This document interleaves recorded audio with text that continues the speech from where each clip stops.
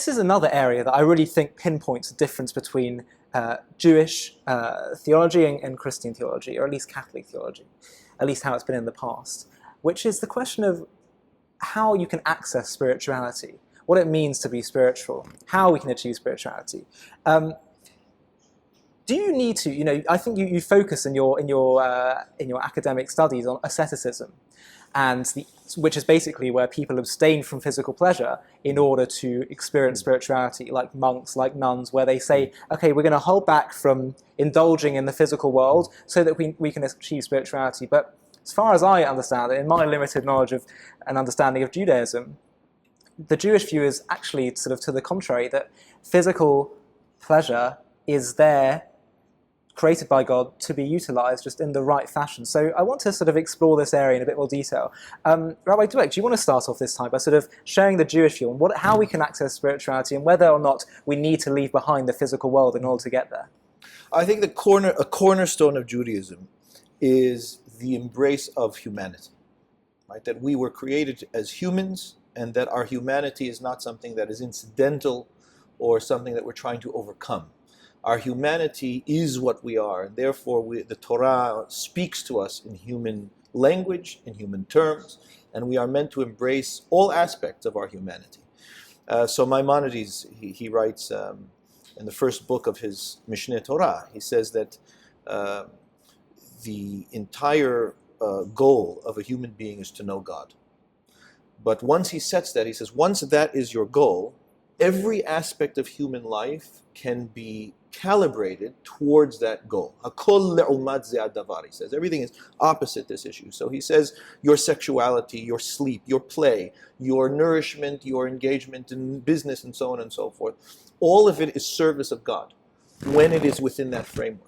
There is nothing, and he goes so far as to say, did the Torah not prohibit enough for you that you have to remove yourself from other experiences and pleasures? Yeah. Well, he doesn't have that problem.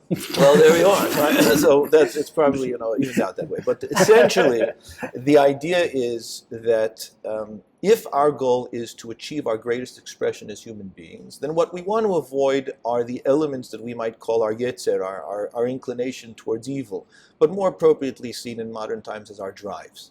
Our drives that are gearing towards more mundane aspects of humanity, as opposed to being able to utilize those aspects and bring them into transcendent places. And so yes, even our sleep, even our sexual engagement, even our business, even our eating and drinking and so on, can all be recognized as service of God, and one doesn't have to be a Superman in order for that to be the case. It's simply a question of perspective and why it is one is doing these things.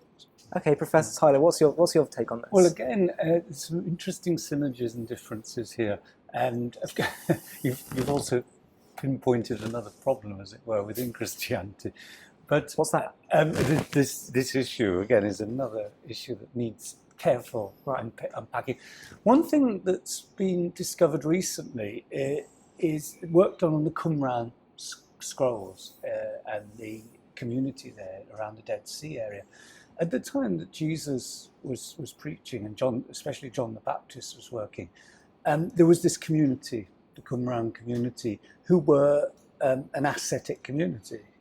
And so it's a Jewish ascetic community. And how did that work? What did they abstain from? Well, it was very interesting. They abstained for everything, basically. They abstained from sex. There was this sort of very ascetic lifestyle. And they were supported by a sort of group outside them who were married, worked, and so forth, and provided them with what they had.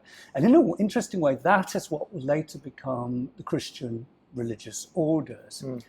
Now, Rabbi said a very interesting thing there about drives. I think one of the misconceptions, and this is a misconception made by Christians as much as anyone, is that this ascetic life is about destroying the drives. Now, as a good Freudian, as I am, as a good psychologist, you can't destroy these drives. Yeah. Try as you might.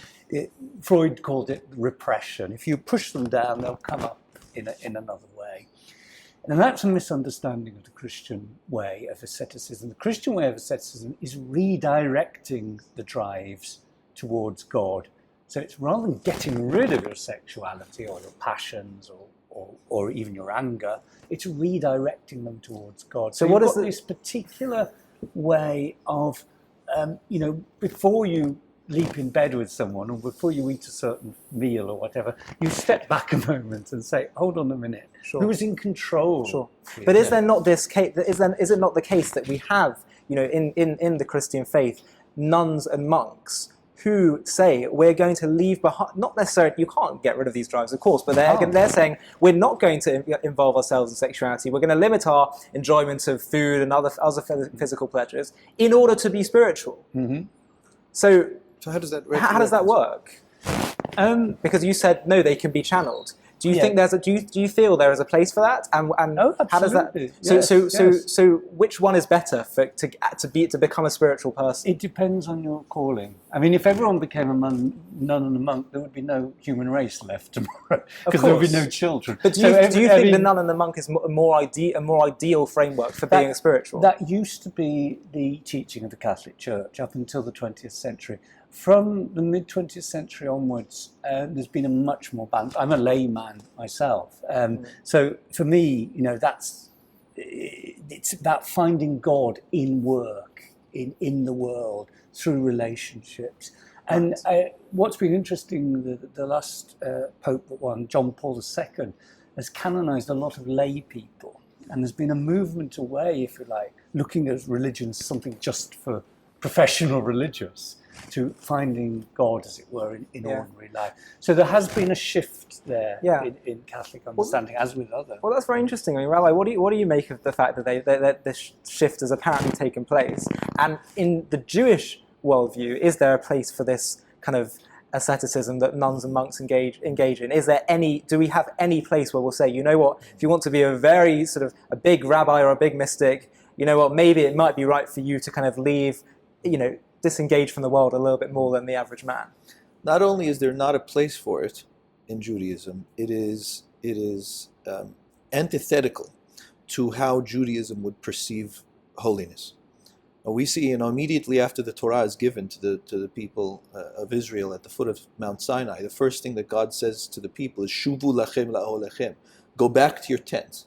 And every gloss in a Jewish reading of that line is go back to the joy of sex, go back to human life, go back to physical engagement and pleasure, go back now with this framework and learn to be able to bring these things into a transcendent form of living, even if it means that you're doing these things to be healthy as a human being, because you acknowledge your own humanity and understand that this is what it means to be a human being.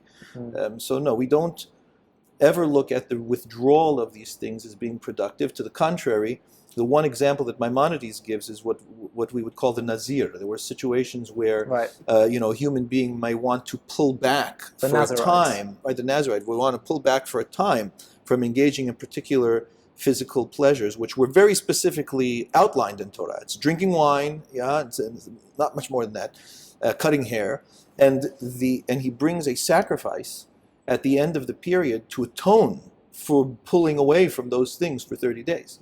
That's the way that Judaism looks at it.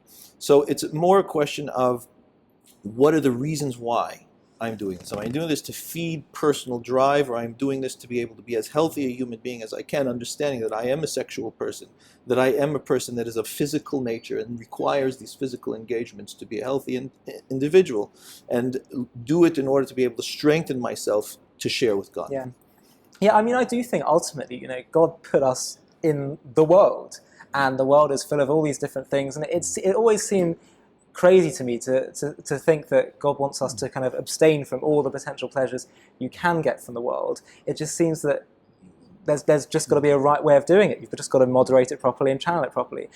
Rabbi, can you just frame for us, what is the Jewish approach to harnessing and utilizing the physical pleasures of this world in order to become more spiritually engaged?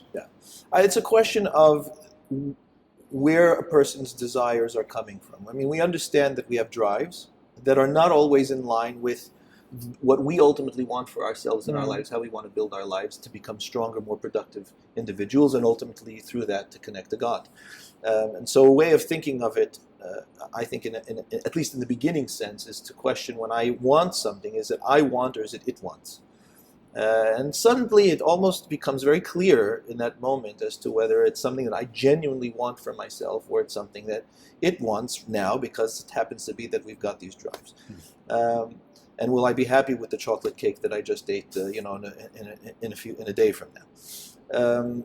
And when we recognize that and when we're honest to the best of our ability, and of course it's an element of growth and we constantly become more aware of ourselves, but when the work is done to become self-aware as to what is driving me in terms of my desires and what I wish to become, as opposed to what I wish to do, then I have an ability to hone my behaviors to being able to be a robust individual, and to ultimately connect to the divine. Yeah. One thing that we're very grateful for is the fact that Christianity came from Judaism. Of course, Christ was Jewish, and the early apostles were Jewish. And what we get from Judaism is the love of creation. You know, in the book of Genesis, God creates things, and it was good. It is good. And I think that's important for Christians to remember, you know, that all creation is good. And what I think is so interesting about Judaism is that wine plays such an important feature in Jewish practice. We use and Christianity as well, you know. But it's interesting, in other faiths it's that they say you have to totally abstain. In Islam they don't want people to drink at all. But I find it so interesting, you know, we even say there's an idea that the fruit of the tree that Adam and Eve ate from was grapes. It was a grapevine. There's an opinion. There's an opinion. There's an opinion out there. There's many opinions in Jewish practice, I find that very interesting because there's sort of this idea that wine can be used to sanctify things. It can be used to enhance, or it can be used to kind of denigrate and destroy. And that sort of seems to me to be very symbolic of how I think the ideal relationship can be between physicality and spirituality. If you use it in the right way, then it can be uplifting and very, very positive.